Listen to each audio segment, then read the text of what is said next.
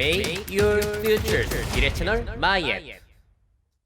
네, 매달 마지막 토요일은 지난 한 달간 있었던 미래 소식들 중에서 놓쳐서는 안 될 소식들 묶어서 전달드리고 있죠. 자, 2022년 5월달 놓쳐서는 안 될 소식들 전달드리겠습니다. 자, 첫 번째 소식은 AI의 발전 소식이에요. 혹시 AGI가 뭔지 아시나요? 자, 이게 Artificial General Intelligence라고 해가지고 일반 인공지능. 자, 쉽게 설명드리면 그런 거예요. 원래는 인공지능이 한 가지 업무만 할 수 있잖아요. 학습을 해가지고. 근데 AGI 같은 경우에는 한 가지 모델이 인간처럼 수많은 일들을 다 학습해서 동시에 해낼 수 있는 겁니다. 그러니까 한마디로 꿈의 인공지능, 강한 인공지능과 많이 닮아가고 있는 그런 인공지능이라고 보시면 되는데, 이거를 구글 딥마인드사에서 성과를 보여줬어요. 자, 홈페이지에 들어가 보시게 되면 이 영상이 있는데요. 자, 이 모든 일들을 한 가지 인공지능이 다 해내고 있다는 겁니다. 자, 언어 인공지능이면 언어만 하고, 이미지 인공지능이면 이미지만 하고, 그게 아니라 이런 것들을 다 한꺼번에 해내고 있다는 거예요. 자, 이 인공지능 이름을 가토라고 이름을 붙여놨고요. 자, 그 방식은 초거대 AI 모델링 방식에서 영감을 받아서 진행이 됐다고 합니다. 자, 한마디로 GPT-3와 같은 엄청난 양의 데이터를 때려 박아서 슈퍼컴퓨터에 그걸 처리했더니 예상치 못했던 결과물이 생겨나는 게 초거대 AI인데, 그 방식을 이용했다고 해요. 텍스트를 넘어서 600가지 이상의 작업이 한 인공지능으로 가능하다고 합니다. 자, 말씀드린 대로 게임, 이미지 자막 달기, 대화, 로봇 파일 블록 쌓기 등 여러 가지 600가지 이상의 업무를 할 수 있고요. 그래서 이 회사에서 평가하기로는 일반 인공지능 AGI에 한 발자국 더 다가간 사건이라고 평가를 하고 있습니다. 자, 그리고 이 딥마인드사의 수석 연구원인 난도드 프레이타스, 이분이 트위터에 올린 글을 보시게 되면은 이렇게 적어놨어요. 자, 크기를 키우는 문제만 남았을 뿐 이제 게임은 끝났다는 거예요. 자, 앞으로 이 모델을 더 크게, 더 안전하게, 더 효율적이고 빠르게 작동하기만 하면은 한 인공지능이 여러 가지 업무들을 한꺼번에 할 수 있는 길이 열렸다라고 자신은 평가를 하고 있습니다. 자, 그렇다면 정말로 일반 인공지능의 꿈이 한 발 다가온 것인가? 여기에 대해서 인공지능계에서 지금 논란이 일어나고 있더라고요. 자, 누군가는 이건 대단한 사건이다 라고 이야기를 하고, 누군가는 야, 이거 가지고 무슨 AGI야 이런 얘기를 하기도 한다고 해요. 자, 그 중에서 얀 르쿤이라고 해서 인공지능 4대 천왕 중에 한 분이시고, 이분이 지금은 메타사에서 수석 과학자 역할을 하고 계신데, 페이스북에 이렇게 장문에 글을 적어 놓으셨습니다. 어떤 내용인지 간략하게 보도록 할게요. 자, 이 딥마인드사의 가토는 AGI에 있어 일부 진전을 보여준 것은 맞다라고 일단 긍정적으로 시작을 하십니다. 자, 그런데 문제는 인간 수준의 AI 목표가 유용하기는 하지만 인간 역시도 각 영역의 전문화가 되어 있지 다 모든 일들을 잘할 수는 없다는 거죠. 근데 인공지능이 이것을 뛰어넘을 수 있을 것인가 의문을 제기하고 있고요. 규모를 키우는 것은 분명히 도움이 되겠지만 그것만으로는 충분하지 않다라는 거예요. 그 이유가 뭐냐? 기본 개념들을 어떻게 인공지능, 로봇에게 가르칠까는 어려운 문제이기 때문이라는 겁니다. 도대체 이게 무슨 의미냐? 그 내용이 이런 거예요. 아기들처럼 관찰만으로 세상이 어떻게 돌아가는지 인공지능이 배우게 하는 거, 어떤 행동이 세상에 어떤 영향을 미칠지 예측하게 하는 거, 세상은 완벽하게 예측할 수 없다는 사실에 적절하게 대처하게 하는 거, 기계가 복잡한 작업을 하위 작업으로 분해해서 순서를 계획하게 하는 거, 뭐 이런 것들에 대한 개념을 가르쳐야 된다는 거죠. 이런 문제들은 얀 르쿤이 보기에는 해결되기에 멀었다는 거예요. 우리는 해결해야 할 수많은 장애물들이 있고, 심지어 이렇게 얘기합니다. 우리는 어떻게 이거를 해결해야 될지도 모르는 상태라는 거예요. 그래서 단순히 규모만 키우는 것만으로는 AGI에 다가갈 수가 없다는 것이죠. 자, 어떻게 생각되시나요? 사람처럼 다양한 작업을 수행하는 AI의 등장한 걸까요? 앞으로 등장하는 걸까요?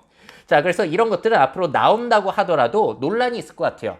아니, 뭐 그거 가지고 AGI라고 뭐 이렇게 호들갑이냐. 어떤 누군가는 이미 AGI는 등장한 거다. 당신이 못 보고 있는 거다. 뭐 이런 식으로 논란이 계속 있지 않을까 생각이 듭니다. 그래도 진전은 있었다는 점이 참 흥미로운 소식이었어요. 자, 다음 소식은 발전 중인 메타버스 기기들 소식이 5월달에 많았습니다. 사실 이걸 한 2년 전만 하더라도 그냥 VR, AR, XR이라고 하고서 소개를 해드렸는데 이제는 그냥 퉁쳐서 메타버스라고 부르니까 메타버스라고 소개를 해드릴게요. 자, 제일 먼저 큰 소식이 이거죠. 현지 시간 5월 12일 저커버그가 인스타그램에 캠브리아라고 하는 차세대 헤드셋에 대한 이런 영상을 공개했습니다. 자, 내 손 움직임을 딱 추적해가지고 현실과 가상의 물체를 섞어주고 있는 모습이 나오고 있어요. 저렇게 정교하게 나의 손이 파악이 된다는 거고, 가상과 현실을 적절하게 섞어주고 아예 VR 공간처럼 만들어줄 수도 있고요. 업무를 할 때도 저런 식으로 완전히 현실과 가상을 섞어서 할 수 있을 것이라고, 운동을 할 때도 저렇게 도움이 될 것이라고 하면서 살짝 영상을 공개했습니다. 자, 헤드셋에 대한 세부 정보 공개는 아직까지 안 되어 있고요. 자, 근데 이 관계자에 따르면 화질은 어떻냐? 최신 품질의 홈 비디오 수준의 화질이기 때문에 우리가 그냥 맨눈으로 세상을 보는 것과는 좀 차이가 있다라는 솔직한 그런 인터뷰 내용이 있기도 했어요. 자, 근데 이 헤드셋에서 기대되는 점은 또 뭐가 있냐면은 높은 현실 물체 인식률. 그래서 주변에 있는 가구라든지 여러 가지 지형들을 잘 파악해가지고 현실과 가상을 아주 적절하게 혼합해주는 기능이 뛰어날 것이다 라는 것이 기대되는 점입니다. 자, 올 하반기에 출시될 예정이라고 얘기가 나오는데 가격은 꽤나 비쌀 것이라고 얘기가 나오고 있죠. 실제로 나오면 진짜로 한번 써보고 싶은 제품인 것 같아요. 자, 근데 저는 이 시연 영상을 보면서 참 이게 애매하더라고요. 자, 우리가 현실과 가상을 섞는 머지드 리얼리티 아니면은 익스텐디드 리얼리티, MR, XR 이렇게 부르고 있는데 어떤 방식이 나을까요? 자, 캠브리아 같은 경우에는 카메라를 이용해서 세상을 찍고 그 영상을 앞에 있는 디스플레이에 아예 보여주는 방식이고, 홀로렌즈라든지 매직리프 같은 경우에는 반투명 렌즈 방식이기 때문에 실제 세상을 보면서 가상의 물체를 섞어주는 방식이에요. 자, 우리가 흔히 알고 있는 홀로렌즈 같은 경우에는 단점이 뭐냐면은 반투명이다 보니까 조금 렌즈가 어둡거든요. 그리고 선명하게 가상의 물체가 섞이지 않는다라는 단점이 있습니다. 자, 반면에 캠브리아처럼 카메라로 찍는 시스루 방식이라고 하더라고요. 근데 이게 웃기는 게 뭐냐면 세상을 그냥 보면 되는데 카메라로 찍은 영상을 통해서 세상을 본다라는 조금 특이한 점이 있어요. 대신 현실과 가상이 가장 선명하게 섞일 수 있는 방식이기는 하죠. 자, 그래서 캠브리아가 어떤 식으로 나올지는 모르겠지만 역시 이것도 현실과 가상을 섞는 좀 과도기적인 제품이지 않을까라는 생각이 들고, 또 한 가지 이 캠브리아의 시연 영상을 놀라기에는 애매한 것이 거기서 보여준 시연 영상들은 홀로렌즈, 매직리프에서 보여준 시연 영상과 너무나 똑같기 때문에 야, 이거 대단하네 라고 하기에는 조금 애매하다라는 부분도 있었습니다. 자, 그리고 퀄컴에서도 차세대 스마트 글래스에 대한 이런 레퍼런스를 공개했어요. 자기네가 만든 XR2 칩을 이용하게 되면 이런 것들이 가능하다라고 하면서 보여준 거거든요. 전의 방식과 다른 점은 뭐냐면은 여러분들도 LG U+에서 지금 이용할 수 있는 스마트 글래스를 보시면은 이게 작고 가벼워서 좋기는 한데 스마트폰과 유선으로 연결이 되는 방식이었어요. 자, 반면에 차세대 퀄컴의 스마트 글래스 레퍼런스 같은 경우에는 이게 유선이 아니라 와이파이나 블루투스를 이용한 무선 방식이라는 점, 그리고 기존 방식에 비해서 더 가볍고 더 얇아졌다라는 그런 점들을 홍보하고 있습니다. 그리고 또 제일 큰 차이점은 스냅드래곤 XR1에서 XR2로 바뀌었다는 것이죠. 자, 다시 정리를 해보자면은 무선으로 지연 없이 작동이 되는 AR 글래스라고 홍보를 하고 있고요. 마이크로 LED 패널 2개를 달게 되고, 문제는 시야 각도가 40도로 꽤나 좁은 편이라고 해요. 예를 들어서 매직리프 2 같은 경우에는 70도의 시야각을 가지고 있는데 40도면은 상당히 적은 편이라고 보시면 되겠고, 자, 3개 외부 카메라가 탑재되어 있기 때문에 내 머리 움직임, 손의 움직임까지 추적이 된다고 합니다. 무게는 115g. 자, 참고로 제일 유명한 오큘러스 퀘스트 2, 이제는 메타 퀘스트 2죠. 그 제품이 가벼워졌다고 하더라도 무게가 503g이에요. 그러니까 그보다는 거의 5분의 1가량으로 굉장히 가볍다라고 보시면 되겠고, 제일 큰 문제는 무선으로까지 작동을 하다 보니까 이게 배터리 지속 시간이 30분밖에 되지 않는다. 제품은 가벼워졌는데 거기에다가 무선이니까 배터리 시간이 짧아질 수밖에 없는 이런 문제점이 있다고 해요. 자, 이거는 레퍼런스이기 때문에 실제 제조사에서 이걸 레퍼런스로 제조를 했을 때는 또 다른 형태로 나올 수는 있으니까 한번 기대해 보시면 좋을 것 같습니다. 자, 다음은 카네기 멜론 대학 퓨처 인터페이스 그룹에서 공개한 기술인데요. 초음파를 사용자 입에 쏴가지고 진동을 느끼게 하는 거예요. 입술, 치아, 혀까지도 그 진동을 느끼게끔 위쪽에서 쏴주고 있는 겁니다. 그러면은 거미줄이 붙었을 때 이렇게 훑는 느낌을 줄 수도 있는 거고요. 또 거미가 이렇게 붙었다? 거기에서 이렇게 간질간질하는 느낌을 줄 수도 있다는 거죠. 이러면 진짜 거미 붙은 느낌이 날 것 같고, 물줄기는 세니까 이런 식으로 토독토독토독 하면서 자극을 주기도 하고요. 커피를 마실 때 입술에 닿는 느낌, 이건 집중적으로 이제 공략을 해주는 거죠, 그 부위에. 자, 담배를 물 때도 담배를 입술에 갖다 놓은 그쪽에 초음파를 쏴가지고 진동을 느끼게 해준다는 겁니다. 자, 심지어 이도 닦을 수 있다는 거예요. 치카치카 하는 느낌이 자, 저 치아의 양쪽으로 진행이 되는 거고, 입술을 훑는 기능이라든지 그런 것들도 다 되기 때문에 바람을 느낀다든지 아니면 저렇게 부딪혔을 때 세게 진동을 준다든지 이런 것들이 가능해진다는 겁니다. 자, 근데 이렇게 보면은 많이 진정이 있는 것 같지만 한 참가자의 소감에 따르면은 촉각 효과가 분명히 있기는 한데 우리가 예상하던 감각과는 다르기 때문에 불협화음 효과가 나가지고 뭔가 좀 이질적인 느낌을 많이 받았다고 해요. 예를 들어서 뜨거운 커피를 마시는 느낌을 우리가 생각을 할 때는 따뜻한 거 이렇게 딱 붙는 느낌이 들 텐데, 물이 들어온 느낌. 근데 그냥 초음파로 이렇게 진동만 주다 보니까 그 이질감 때문에 차라리 없는 게 나을 수도 있다는 거죠. 자, 또 똑같은 카네기 멜론 대학 퓨처 인터페이스 그룹에서 공개한 기술인데요. 자, 우리가 전신 트래킹을 하려면 몸에 센서를 착용하거나 카메라 센서를 방에 부착을 해야 되는데 그게 아니라 컨트롤러 위아래에 카메라를 달아 놓은 거예요. 그래서 나의 전신 포즈를 저렇게 컨트롤러에 있는 카메라가 인식을 하고 있는 모습입니다. 자, 그래서 뭐까지 가능하냐? 저렇게 포즈대로 장애물을 통과하는 게임도 가능하다라고 결과물을 공개하고 있어요. 자, 인기는 비트 세이버가 아니라 비트 세이버, 발로 물체를 깨부수는 이런 것까지 가능하다라는 것을 공개를 했습니다. 이 기술 이름을 컨트롤러 포즈라고 붙이고 있는데요. 앞으로 추후에는 질병 후유증으로 이 재활치료가 필요한 환자들에게도 사용될 수 있다라는 기대감을 내놓고 있는데, 문제는 또 뭐가 있냐면은 컨트롤러에 또 카메라를 달아놓고 있잖아요. 그러다 보니까 더 많은 전력이 필요해져서 배터리가 빨리 닳는 그런 문제점이 아직까지는 해결 과제라고 하고 있습니다. 자, 그래도 계속해서 감각을 느끼게 해주고 전신 트래킹을 해주는 것들을 계속 개발을 해가고 있고요. 자, 이거는 예전부터 우리가 알고 있던 거죠. 전신 움직임을 추적할 수 있는 트레드밀. 자, 캣 VR사에서 새로운 VR 트레드밀 C2를 공개했습니다. 자, 저렇게 게임을 하게 되면 얼마나 실감이 나겠습니까? 위아래 점프하는 것도 가능하고 저렇게 각도도 반영이 되고요. 앉는 의자까지 있다고 해요. 자, 저거 꽤나 편리하겠죠. 360도 돌아가기도 하고.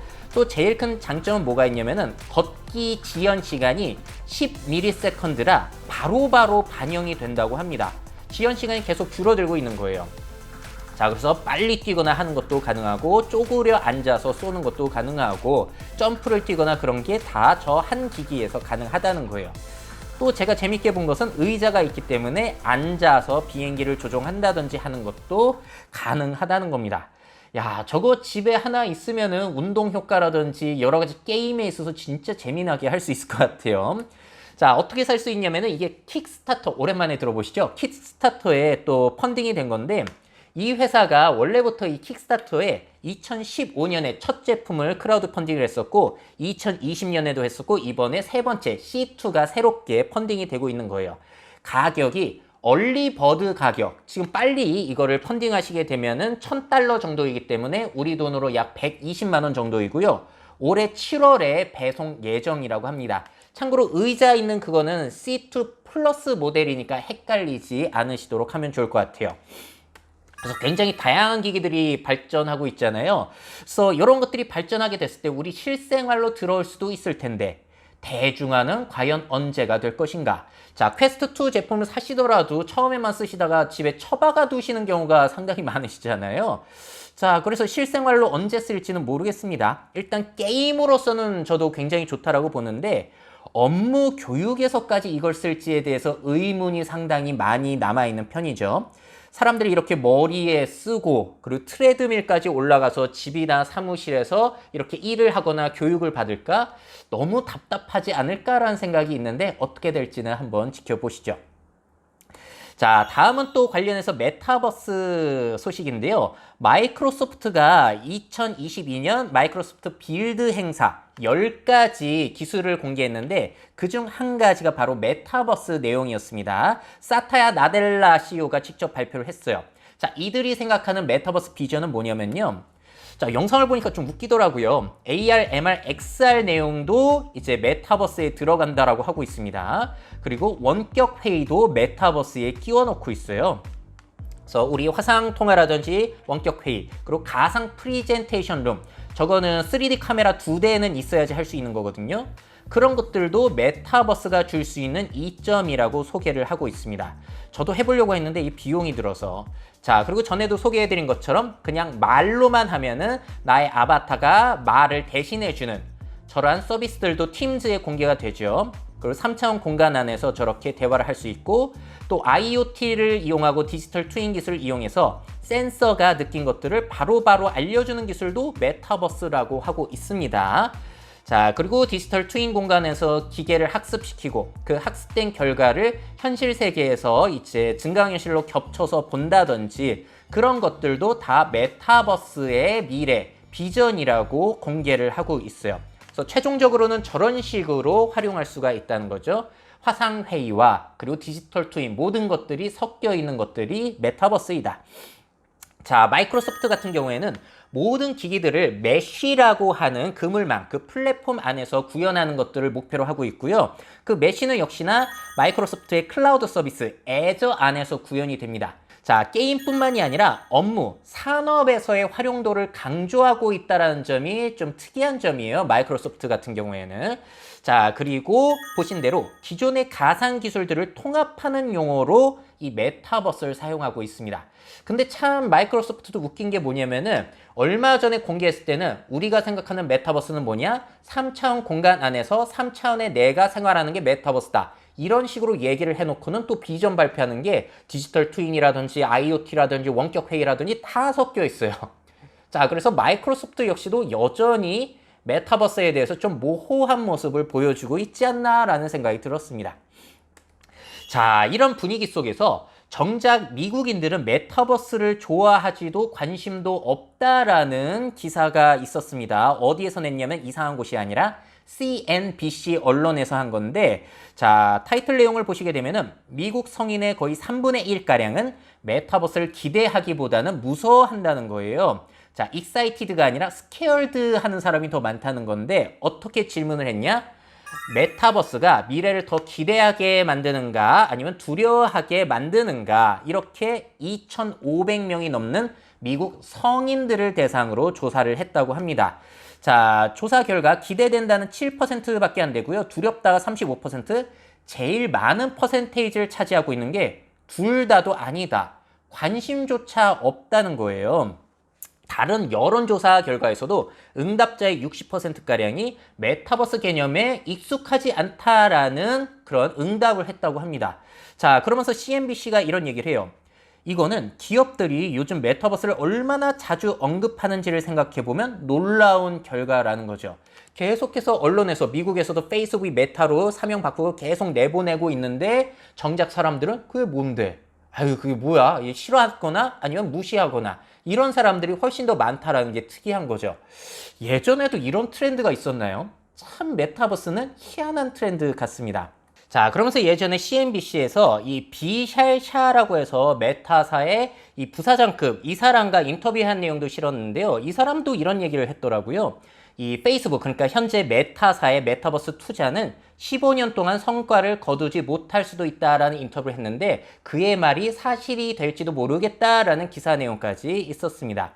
자, 그래서 제가 늘 말씀드리지만 코로나 이전에는 게임 아바타, VR, 디지털 트윈 뭐 따로 불렀던 것이 코로나 이후에 메타버스로 용어가 통합이 되어 버렸잖아요. 그러면서 메타버스의 비전은 영화 레디 플레이어 원과 같은 실감나는 VR, 아니면은 영화 매트릭스와 같은 뇌와 컴퓨터가 연결이 돼서 현실과 구별이 되지 않을 정도로 정교한 메타버스, 이런 걸 꿈꾸고 있는데 기술 발전 아직 여기까지뿐이 않았거든요. 반면에 기대치는 너무나 많고 투자는 너무나 크게 일어나다 보니까 좀 거품이 끼어 있는 상태라는 거. 그래서 메타버스가 안 된다는 게 아니라 너무 과도한 기대를 지금 당장 갖는 것은 조금 무리이지 않나라는 이야기를 다시 드립니다. 자, 기업의 메타버스 비전이 현실화되는 시점은 정말로 언제일까요? 5년, 10년, 20년? 다 이제 활용도에 따라서 다르게 볼 수 있겠죠. 자, 다음 소식은 우리의 미래에 있어서 정말로 중요한 기후위기 소식들 업데이트 해드릴게요. 자, 유엔 산하의 세계기상기구 WMO에서 기후변화 상황 4대 지표가 악화됐다라는 소식을 전했습니다. 4대 지표는 온실가스 농도, 해수면 상승, 해수 온도, 해양 산성도, 이 4대 지표가 악화됐다는 거고요. 자, 이런 내용입니다. 2020년 이산화탄소의 농도가 413.2 ppm으로 산업화 이전 대비 149%까지 뛰었다는 거예요. 자, 그리고 2013년부터 2021년 연평균 해수면이 4.5mm씩 상승하고 있다고 합니다. 이게 얼마나 높은 거냐면요. 1993년부터 2002년 사이에 연평균 2.1mm가 높아졌던 게 2배가 된 거예요. 자, 그리고 해양 상층부 2000m는 지속적으로 지금 온도가 따뜻해지고 있는 상황이에요. 그러다 보니까 해양 생태계라든지 그런 것들이 달라지고 있고 기후에도 영향을 미치게 되는 거죠. 날씨에도. 자, 그리고 해양의 산성화가 지난 2만 6천 년 중에서 제일 심한 상태라고 합니다. 그럼 왜 이렇게 산성화가 됐냐? 여러 이유가 있겠지만 그 중에서는 이산화탄소 배출을 이제 바다가 흡수해주고 있었는데 이렇게 이산화탄소를 흡수하다 보면 산성화 지수가 높아진다고 해요. 산성화가 심해진다고 합니다. 자, 그렇게 산성화가 심해지게 되면은 완전히 바다가 이산화탄소로 포화가 되다 보니까 대기 중에 있는 이산화탄소를 흡수할 수가 없어서 더욱더 상황이 악순환되는 그런 상황이 펼쳐질 수 있고요. 또 직접적으로는 산성화가 되다 보니까 해조류의 성장에 문제가 생긴다는 점, 이런 점들을 경고를 하고 있습니다. 자, 그래서 지표들은 계속 나빠지고 있고요. 자, 저는 이러한 기후변화 속에서 제일 우려되는 것 중에 하나가 식량 위기거든요. 근데 진짜로 이런 게 일어나고 있잖아요. 이상 기후 현상 때문에 밀 생산량이 감소되고 있다는 거. 가뜩이나 세계의 밀 수출량의 25%를 차지하는 러시아와 우크라이나가 전쟁을 벌이고 있다 보니까 이 밀 수급에 있어서 문제가 생기고 가격이 껑충 뛰면서 특히나 서민, 저소득 국가에서 문제를 겪고 있는 이런 상황인데 이거는 해결이 될 수 있을지는 모르겠습니다만 기후 위기가 또 영향을 미치고 있는 거죠. 지금 세계 2위의 밀 생산국 인도가 밀 수출을 금지했습니다. 무슨 내용이냐? 121년 만에 기록적인 폭염을 지금 인도에서 겪고 있어요. 5월인데도 기온이 50도를 육박하고 있다고 합니다. 자, 왜 그러냐? 지난해 미국과 캐나다를 강타했던 그 열돔 현상 있잖아요. 열기가 이제 섬처럼 가둬지는 이런 일들이 인도와 파키스탄 이쪽에서 펼쳐지고 있고요. 그러다 보니까 이상 고온 현상 때문에 밀알이 제대로 여물지를 않아가지고 생산량이 떨어지고 있다는 거예요. 밀 수확량 최대 50% 감소 우려 이야기까지 나오고 있습니다. 자, 그러다 보니까 이제 인도 정부에서는 5월 13일에 밀 수출 정책을 자유에서 금지로 바꾼 거예요. 일단 인도 사람들 주식이 밀이잖아요. 난 많이 드시니까 일단 자국부터 해결을 해줘야 되다 보니까 다른 나라로 수출을 안 하게 되는 거예요. 자, 보통 인도산 밀의 주요 그 수입 국가가 방글라데시, 인도네시아, 네팔, 터키 등이라고 하는데 그런 나라가 이제 직접적으로 영향을 받는 거고 세계적으로 부족해지게 되면은 우리나라도 그 위기에서 뭐 안전하다라고는 볼 수가 없겠죠. 자, 인도뿐만이 아니라 지금 곳곳에서 밀 흉년 현상이 펼쳐지고 있습니다.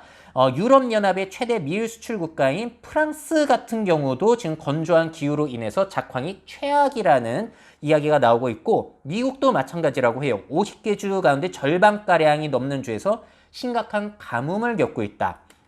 그래서 최근 코트라 해외 시장 뉴스를 살펴보니까요. 이런 내용이 있었어요. 22년째 가뭄을 겪고 있는 미국 남서부 지역 때문에 이제 가뭄이 심해지다 보니까 농업 용수가 부족해서 농사를 포기하는 농가가 늘어나고 있다고 합니다. 자, 토마토, 옥수수, 멜론 등 매일 소비되는 작물의 생산량이 매년 줄어들고 있다는 거예요. 그러다 보니까 농산물 선물 가격은 오름세에 있다는 것이죠. 야, 이런 식으로 식량 위기가 불거질 수도 있다라는 거. 그럼 앞으로 지구의 온도가 계속 이렇게 되면 어떻게 우리가 대비해야 될지 심각한 거죠. 지금 실제로 식량 무기화 공포가 일어나고 있는데 35개국에서 곡물 반출을 제한하는 조치를 내렸다는 겁니다. 자, 아시겠지만 우리나라 같은 경우에는 거의 식량이라든지 특히나 곡물 같은 경우에는 수입을 해서 먹는 나라잖아요. 곡물 자급률 우리나라에서 몇 퍼센트냐? 20%도 되지 않아요. 나머지 80%는 수입으로 버티고 있는 나라인데 이런 식으로 식량 위기, 식량 무기론이 나오게 된다면 우리나라는 꽤나 큰 위기에 처할 수 있다는 것이죠. 그 중에서도 역시나 밀, 옥수수 이런 쪽은 거의 전량 수입을 하고 있기 때문에 이거 상당히 위험하다고 볼 수 있을 겁니다. 그나마 쌀은 괜찮아요. 자, 우리는 밀을 어디에서 수입을 하고 있냐? 미국, 호주에서 대부분을 수입을 하고 있기 때문에 러시아, 우크라이나, 인도 이런 위기와는 조금 거리가 멀지만 그런 나라에서 이제 문제가 생기면은 타에게 영향을 받을 수밖에 없다는 것이죠. 자, 문제는 여기서 끝나지 않죠. 많이 들으셨겠지만 곤충이 사라지고 꿀벌이 사라지면서 수분이 안 돼가지고 이제 식량 위기가 나타날 수도 있다는 거. 자, 4월 그 유명 네이처지에 게재가 된 논문이 있는데요. 전 세계 주요 지역의 곤충 수가 절반가량이 감소가 됐다는 게 4월 달에 올라왔다고 합니다. 자, 야생식물 90%가 꿀벌이라든지 곤충에 의해서 수분이 일어나는데 자, 이게 문제가 안 될 수가 없겠죠. 자, 기후변화가 가져올 식량 수급의 변화 괜찮을지 우리는 정말로 집중을 해서 봐야 될 것 같아요. 지금까지는 반도체 드릴 테니까 밀 주세요 이런 식으로 물물 교환을 해서 우리가 먹고 살았는데 앞으로는 기후변화 때문에 이게 안 될 수도 있다는 거잖아요. 자, 우리보다 아무래도 저개발 국가에서 피해가 크긴 하겠지만 우리도 농업과 관련해서 분명히 대비를 해가야 될 것 같습니다. 자, 그리고 앞서 보여드린 대로 여기에서 해수면이 상승된다라는 문제를 보여드렸는데 우리나라도 이 문제에서 예외가 아니거든요. IPCC 발표에 따르면 2100년 해수면이 1.1m가 상승이 되는데 그럼 부산 해운대 해안가도 잠길 수가 있다는 거예요. 이 문제도 대비를 해야 되잖아요. 그래서 이 시도가 진행이 됩니다. 자, 부산에 세계 최초의 해상도시가 건설이 될 예정이라고 해요. 이게 4월 26일에 결정이 난 건데 제가 좀 뒤늦게 전달을 드리게 됐습니다. 자, 이 영상 보실게요. 부산에 이런 해상도시가 건설이 된다는 거예요. 바다를 매립하는 게 아니라 바다에 둥둥 저렇게 떠 있는 도시가 생겨나는 겁니다. 자, 저런 모습이 될 것이라고 하는데 야, 부산 놀러 가면 참 재밌을 것 같아요. 숙박시설, 그 생활공간시설, 연구시설이 생겨난다고 하고요. 자, 모습이 저렇게 된다고 하는데 진짜로 해상 도시의 모습이죠. 카누 타고 다니는 사람도 보이고 있고요. 해안가에 저런 것들이 생겨나게 되면은 이거 부산의 발전에 있어서 한 가지 도약의 계기가 되지 않을까 저는 개인적으로 기대가 되고 있습니다. 밤의 풍경도 저렇게 예쁘게 보일 수도 있는 거고 상업시설 같은 것들도 들어오기 때문에 관광객들이 저렇게 돌아다니면서 맛집도 찾아갈 수 있고 바다 위에 둥둥 떠 있는 카페에 가서 커피도 한잔 할 수 있는 그런 길이 열릴 수가 있다는 거예요. 그래서 잘 되면은 이제 부산에 많은 해상 도시들이 건설이 될 것이라고 합니다. 자, 이 모습이 되는 것이고 총 3개의 인공 도시를 만들 거예요. 섬을 이렇게 3개 만들어내는 건데 로딩 플랫폼이라는 건 뭐냐면은 방문객들을 위한 숙박시설이고요. 항만이 쫙 보이는 그 전망에 멋진 객실을 만들어 놓고 그 식당에서는 유기농 식단으로 구성을 할 것이라고 해요. 리서치 플랫폼은 이제 연구시설입니다. 그래서 공동 작업 및 해양 연구 거점으로 활용이 되고 수경 재배 스마트 정원을 만들어 놔서 여기에서 여러 가지 식품을 만들어서 또 자급자족을 할 것이라는 얘기예요. 리빙 플랫폼은 말 그대로 주거용 건물입니다. 그래서 여러분들이 분양 받으셔서 이 해상도시 둥둥 떠 있는 곳에 들어가서 사시는 거예요. 자, 그리고 이 지역 주민들끼리 이제 사교를 할 수 있는 문화 프로그램들까지 여기에 들어올 예정이라고 합니다. 자, 총 3개 모듈이 생겨나는 건데 한 모듈당 수용 인원이 300명 들어갈 수 있다고 하고요. 그래서 이거를 붙이게 되면은 총 합으로는 10,000명 정도가 수용이 될 것이라고 보고 있어요. 자, 그리고 이걸 둥둥 띄워놓는 방식인데 부유물 설계는 완료가 되어 있고 안정성이 있다라고 강조를 하고 있어요. 그리고 아래쪽에서는 보시면 아시겠지만 이 해조류를 기릅니다. 해조류를 길러서 또 식량으로 쓰는 시도가 이어질 것이라고 해요. 자, 그래서 우리 부산의 모습이 이렇게 달라지는데 이게 UN의 해비타트 그리고 오션익스라고 이거 설계한 곳 부산시가 협력을 해가지고 함께 이뤄가는 거고요. 2027년에 착공해서 2030년에 완공할 계획이니까 와, 얼마 남지 않았습니다. 자, 물, 식량 등 자급자족을 하고 자원 재활용 시스템을 마련하는 친환경 도시가 되는 것이고 에너지는 태양광 에너지를 다 곳곳에 달아가지고 100%를 태양광으로 조달한다고 해요. 또 재미난 점, 둥둥 떠있는 도시이다 보니까 유사시에는 바지선 등을 이용해서 도시를 끌고 딴 곳으로 이동시킬 수도 있다고 합니다.